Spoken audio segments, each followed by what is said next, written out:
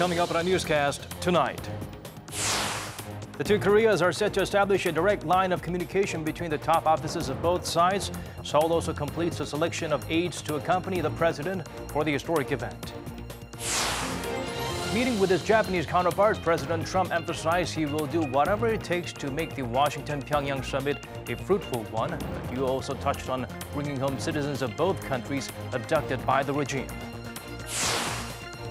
A special ceremony is held to remember those who gave their lives in the name of democracy on this day 58 years ago here in Korea. The political protest led to the end of the oppressive Lee Seung-man government. News Center begins now.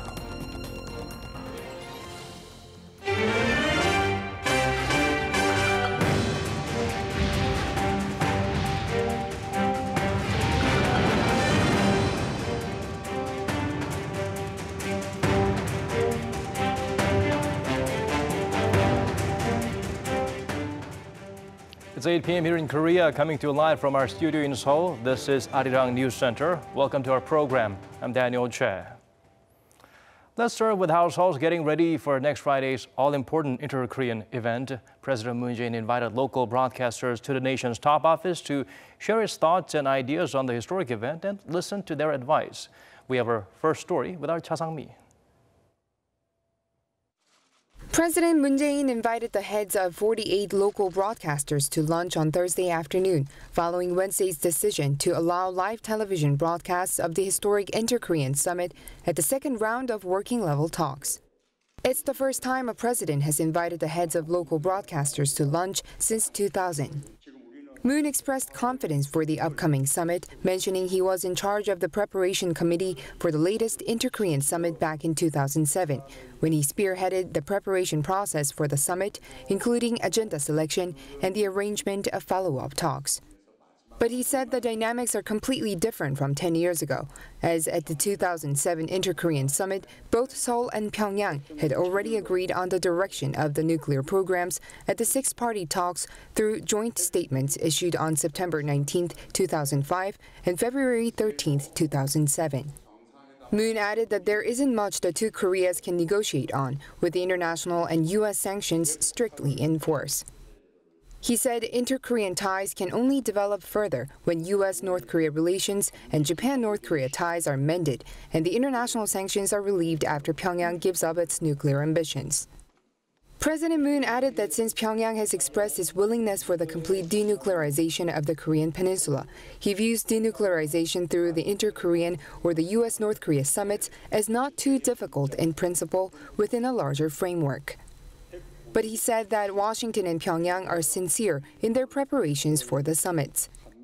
북미 간에도 서로 적극적인 대화 의지 속에서 정상회담을 준비하고 있고 회담의 성공을 위해 좋은 분위기를 만들려는 성의를 서로에게 보여주고 있습니다. President Moon said the ultimate purpose of denuclearization and peace is the common prosperity of South and North Korea. But this cannot be achieved without Pyongyang building ties with Washington and Tokyo, and it also requires cooperation from Beijing. Cha Sang-mi, Arirang News. Come tomorrow, the two Koreas will be establishing a hotline between the offices of the leaders of both sides. Jong-un zooms in on this and other additional updates on the preparations for the historic summit. The presidential office of Cheongwade announced on Thursday that Seoul and Pyongyang will be establishing a direct line of communication on Friday. One end of the hotline will be at the South Korean presidential office, and on the North Korean side, it'll be at the State Affairs Commission, an executive body headed by Kim Jong-un. Cheongwade spokesperson Kim Il-kyung during a press briefing on Thursday said working-level officials from the two sides will conduct a trial call before connecting the line on Friday. The two Koreas agreed that President Moon Jae-in and North Korean leader Kim Jong-un will hold phone calls prior to the summit. However, the date for the phone talks has not been set yet. The top office also announced 6 key aides who will accompany President Moon at the Inter-Korean Summit next week. They are Chief Secretary In Jong-seok, National Security Advisor Chung Eui-yong, National Intelligence Service Chief Seo-hun, Unification Minister Cho Myung-gyun, Defense Minister Song Young-mu, and Foreign Affairs Minister Kang Kyung-hwa. The spokesperson, however, pointed out that who will sit at the actual summit table will depend on the number of aides accompanying Kim Jong-un.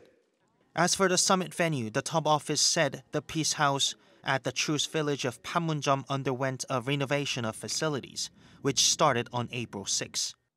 The final touches, expected to be finalized this week, include installation of carpets and hanging of paintings. Cheongwade will have 2 situation rooms set up by next Tuesday, one at the Truce village of Panmunjom and the other at the main press center located in Kintex Exhibition and Convention Center in Goyang, Gyeonggi-do Province, some 30 kilometers south of Panmunjom. The presidential office said rehearsals will be held at Panmunjom twice, next Tuesday and Thursday, ahead of the April 27th summit. 원정환, 아리랑 뉴스. An annual joint military exercise between Seoul and Washington is expected to kick off next week. However, defense officials have yet to decide whether the drills shouldn't be held on the day of the highly anticipated Inter-Korean summit. According to our Park Ji-won, the day will be determined after close consultations between the military leaders of both sides. With the historic Inter-Korean summit scheduled for next Friday, the nation's defense ministry said it is currently undecided on whether to hold joint military drills between South Korea and the U.S. on the day of the summit. The spokesperson of the nation's Joint Chiefs of Staff said during a regular press briefing on Thursday morning that the decision will be made sometime next week after a close consultation with the U.S. Whether to execute the key resolve exercise on the day when the Inter-Korean summit is to be held will be decided after a consultation with the U.S., considering both Seoul and Washington's intended aims and achievements shown through the joint military drills. The chair of the Joint Chiefs of Staff, General Chung Kyung-ju, and his U.S. counterpart, General Vincent Brooks, have reportedly discussed the issue, and they are expected to make a final decision next week. Starting the beginning of this month, the two countries resume their full Eagle exercise, which is held annually for 4 weeks. Key Resolve, an annual computerized simulation exercise, will start next Monday, and it is slated to last for 2 weeks. Park Ji-won, Arirang News.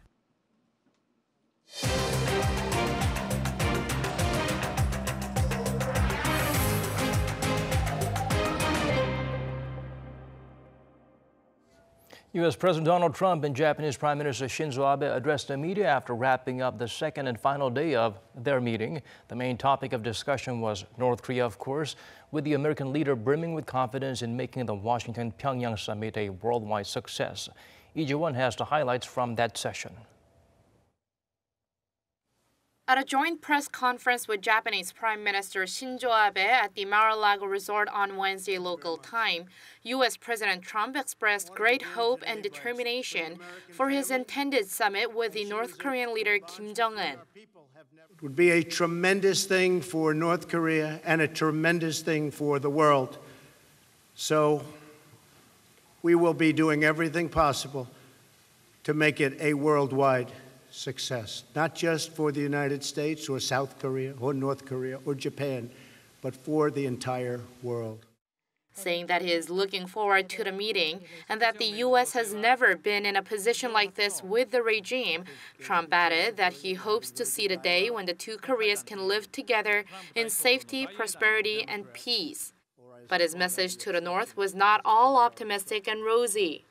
If we don't think it's going to be successful, Mark, we won't have it. We won't have it. If I think that it's a meeting that is not going to be fruitful, we're not going to go. If the meeting, when I'm there, is not fruitful, I will respectfully leave the meeting and we'll continue what we're doing or whatever it is that will continue, but something will happen. The two leaders stressed that their campaign of maximum pressure will continue until Pyongyang denuclearizes. And they reportedly reaffirmed that the North will need to get rid of not just its intercontinental ballistic missiles that can target the U.S., but all of its weapons of mass destruction, including ballistic missiles that can reach neighboring countries like Japan. Efforts to bring home citizens of both countries from the North was also brought up. Trump said that Washington is negotiating with Pyongyang and fighting diligently to bring back 3 American citizens detained by the regime. And with Trump also mentioning the issue of Japanese citizens abducted by the North, Abe promised to try to solve the issue. We also agreed to continue our efforts towards the early resolution of the top priority matter of the abductions. Full efforts will be made with a clear promise just made here. We're deeply encouraged, Donald. Meanwhile, amid wide speculation that Abe was concerned about Japan being sidelined on the North Korean issue, Trump seemed to have lowered Abe's concerns by complimenting the Japanese Prime Minister on his efforts and cooperation. 이지원, Arirang News. The location for the historic Washington-Pyongyang summit is still very much under wraps. President Trump said 5 different locations are being looked at, none of which are in America. According to U.S. media, the 2 leaders will also not be meeting in either Pyongyang or the truce village of Panmunjom. The New York Times report those 2 settings are unlikely to sit well with Trump, whose bellicose foreign policy leaves little room for deference. Other possible sites include Singapore, Vietnam, Sweden, and Switzerland. But Europe could be troublesome given the distance and North Korea's aging aircraft. Chinese media, meanwhile, says Beijing or other cities in the nation could be an option. North Korea announced it will hold a major party policy gathering on Friday to discuss issues for what it called an important historic moment. This is the same meeting where the regime's leader officially adopted his policy of developing both its economy and nuclear weapons. Oh Jung-hee delves deeper to gauge the possibility of a shift in Pyongyang's policy direction ahead of the summits with Seoul and Washington. North Korea's ruling Workers' Party is holding a key policy meeting on Friday. Pyongyang state-run Korean Central News Agency reported on Thursday that the Central Committee of the regime's ruling party will convene its 3rd plenary session. The aim to decide on new policies in line with, quote, the important historic period. That is apparently in reference to the Inter-Korean Summit only a week away and the Washington-Pyongyang Summit now in the works.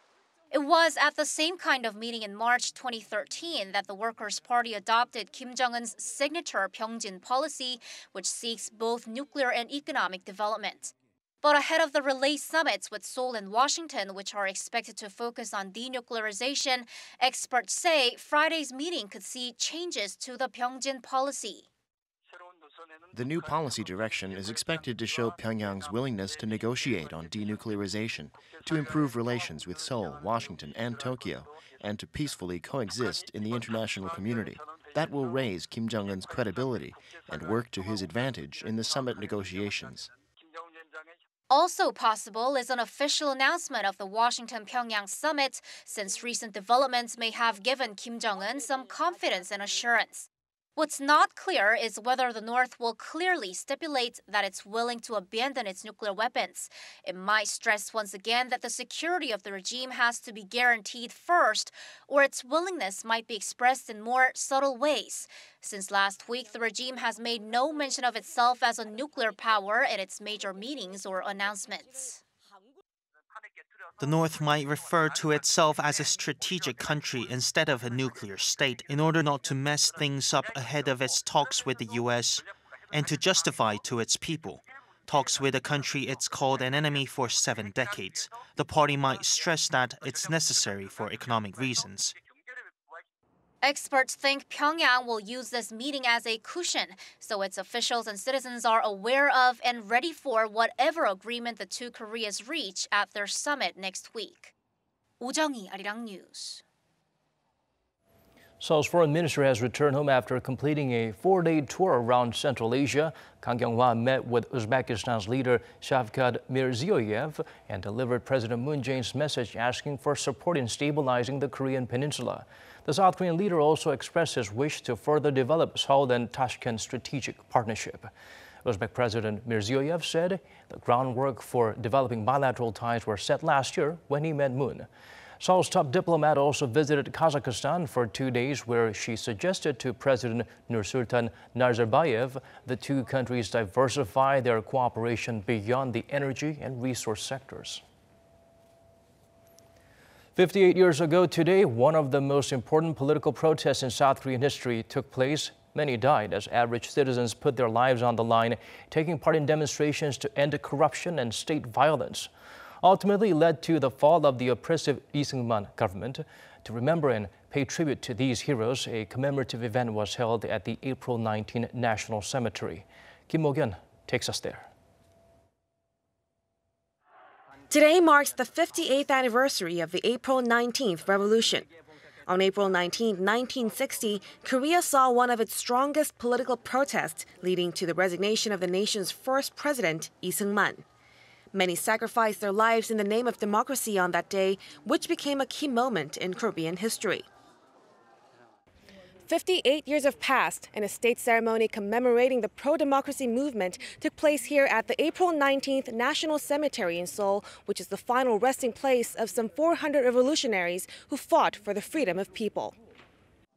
More than 2,500 people, including families of victims, officials, and citizens, attended Thursday's ceremony to pay their respects to the brave students and activists who died fighting for democracy.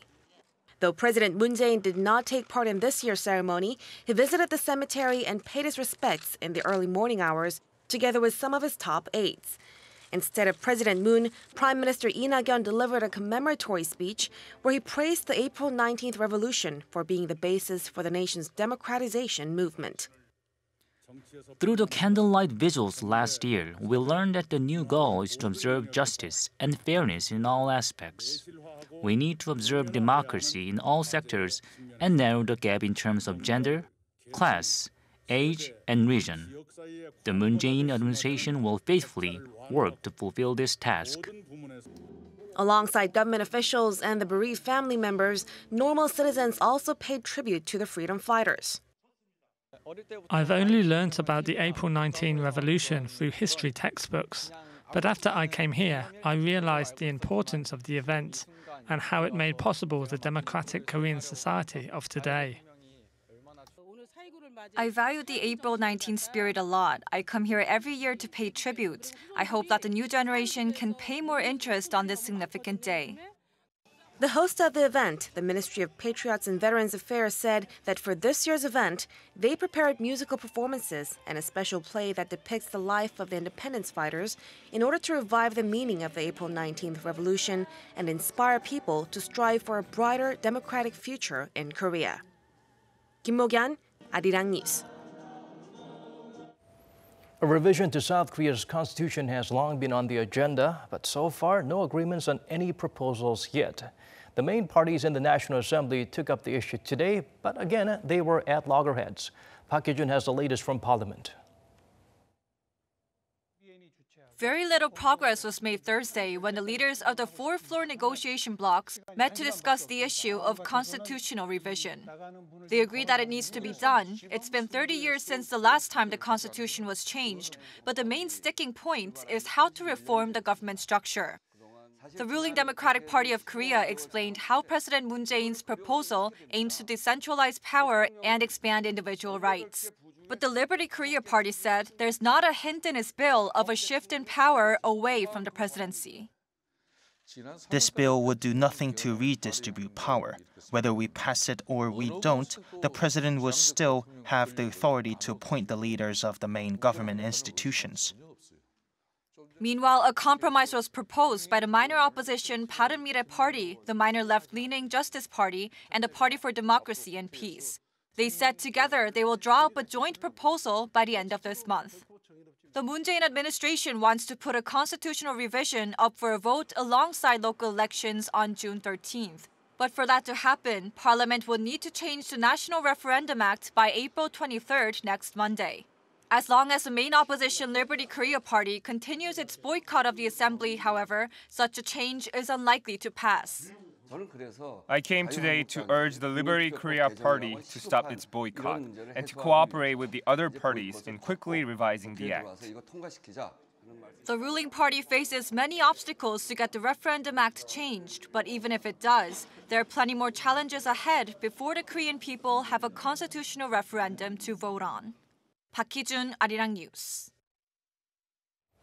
South Korea's central bank released its preliminary data on producer prices for March. After posting slight gains in the previous 2 months, the numbers remained steady. Kim Hae-sung breaks down the digits for us. South Korea's producer prices stayed steady in March from the previous month as agricultural product prices stabilized. The Bank of Korea says last month's producer price index, a barometer of future consumer inflation, reached 104.07, slightly above February's figure. On year, the index is up 1.4%, marking 17 consecutive months of gains since November 2016. Prices of agricultural products fell 0.4% on month, a sharp turnaround from February's 9.2% spike that was caused by soaring demand during the Lunar New Year holiday and a drop in supply caused by the cold weather. Prices of peppers fell by almost 50% in March, and prices of green chilies and strawberries fell by over 20%. Fresh food prices also dropped 1.4% as supply went up. Prices of industrial goods remained unchanged in March from a month earlier, with prices of metal products going up 0.6% and electronic goods falling by 0.6%. Service prices edged up 0.1% on the back of higher restaurant and accommodation prices. Kim Hae-sung, Arirang News. Hyundai Motor and its sister company Kia saw their European sales rise in March. This comes despite an overall slowdown in the EU's car market. According to data released by the European Automobile Manufacturers Association, Hyundai and Kia sold over 60,000 and 56,000 units respectively in Europe last month. Hyundai Motor sales marked an on-year growth of 3.6%, while Kia saw its numbers jump 4.8%. U.S. President Donald Trump and his Japanese counterpart agreed to intensify talks to expand investment and trade during their meeting at the Mar-a-Lago resort in Florida. However, the two leaders made it clear that differences remained in each country's approach to their trade imbalances. While Trump prefers a bilateral FTA with Tokyo, Prime Minister Shinzo Abe said re-engaging in the Trans-Pacific Partnership is the best option for both sides. Japan is one of the few key American allies that has not been granted exemptions from tariffs on steel and aluminum imports into the United States. Police carried out a search of the main offices of Korean Air as part of their investigation into the so-called water rage incident, where a senior executive of the flag carrier allegedly assaulted an advertising agency employee. The police confiscated two smartphones used by Cho Hyun-min and the smartphones of two other Korean Air executives. They also searched her office and the office of the marketing department, which she headed, to find out whether there was any attempt to cover up the incident or to appease the victim or the ad firm. Another raid was carried out on the ad agency. Its officials were also questioned. Police plan to grill the younger daughter of Korean Air's chairman once they finish analyzing the confiscated evidence. For now, she is banned from overseas travel pending the probe.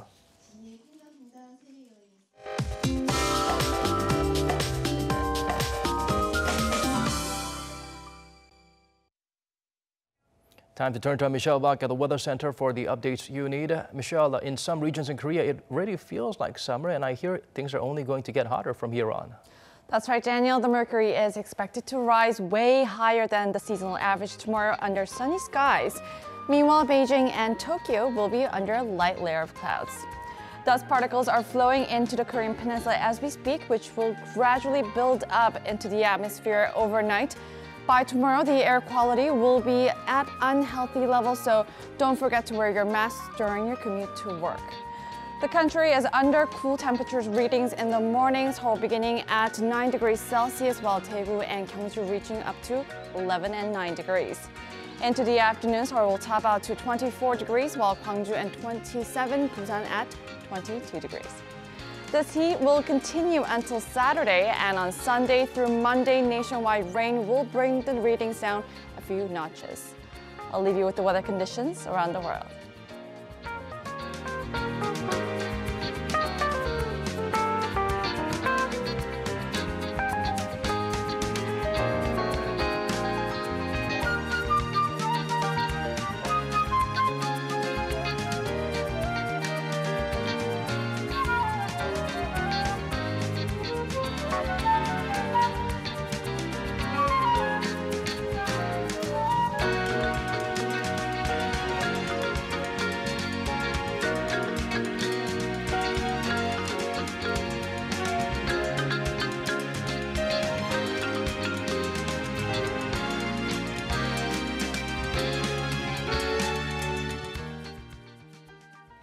That's all we could pack into tonight's edition of Arirang News Center. Wherever you may be tuning in from, thank you for staying with us.